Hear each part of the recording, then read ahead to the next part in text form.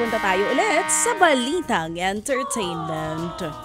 Uy, may nilulutong collab project sina Daniel Padilla at OPM rock icon Ellie Buendia. Hoy, Ayon hello. kay Daniel, secret daw muna ang gagawin nila ni Ellie. Musika ang isa sa core project si Daniel ngayong taon na nagsabi na wala daw munang love life at self-love daw muna siya.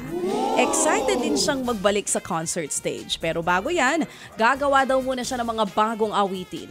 Maliban po dyan, kinumpirma ni Daniel na bibida siya sa pelikulang Nang Mapagod si Kamatayan.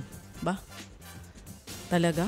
Kasama po ang kanyang kaibigang si Zanjo Marudo. Ganyan dapat ang mga title, di ba Jeff? Yung talagang tatatak.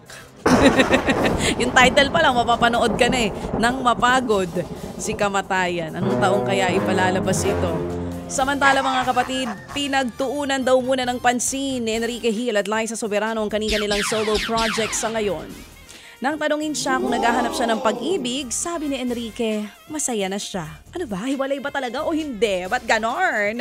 Nakafocus daw muna siya sa pelikula niyang I Am Not Big Bird.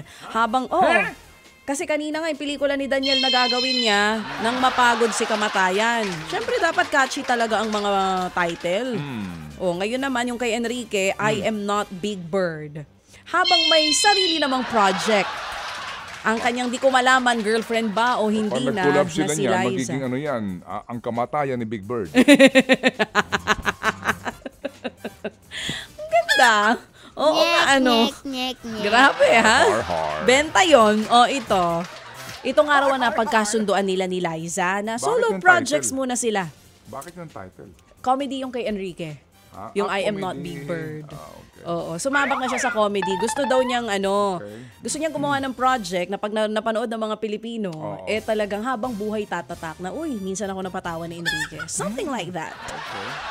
At ito nga, hindi naman diretsahang sinagot ni Enrique kung sila ba ay hiwalay na ni Liza Soberano. Hindi naman sila hiwalay. Sila ay Hindi naman magkasama. yan, malinaw na.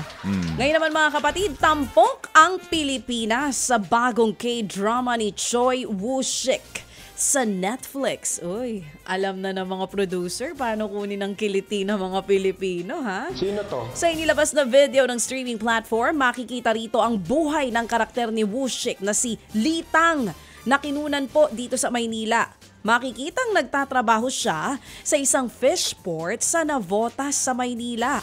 Nakita si Woo-shik na nagsushoot ng serye sa Navotas po noong March 2023. Nilabas ang A Killer in Paradox noong Feb 9 na tungkol naman sa isang lalaki na aksidenteng nakapatay ng isang serial killer. Sino siya?